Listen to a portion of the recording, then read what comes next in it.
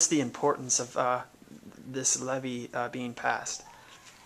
Well, I think the importance is certainly the quality of education and the programs that we offer here in the Lakota School District.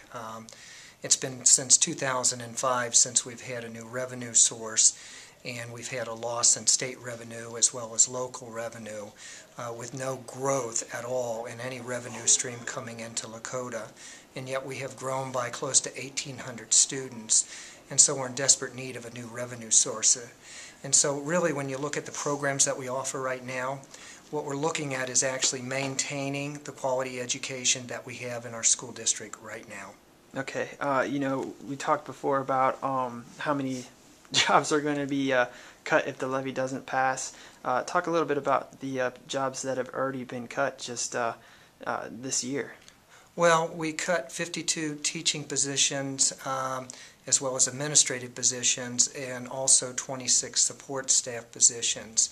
I think the biggest impact that people see almost immediately is an increase in class size, K through 12. Also at the high school level, we have less opportunities for students to take a number of electives because we had to close out sections because we didn't have the teaching force.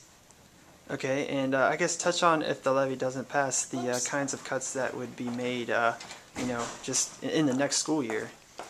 Well, I think in the next school year, actually, the cuts would actually start in January with transportation. We would cut 9 through 12 transportation, as well as go to the state minimum as it relates to K through 8 transportation, going to that 2-mile radius.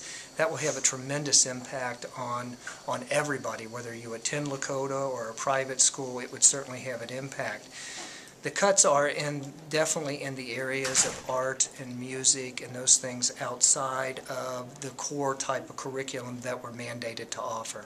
Okay, and I guess your opponents, the opponents of the levy, seem to think that maybe this teacher salaries are too high and the levy amount is too much. What would you say to them as far as those two topics? What I would say to them is that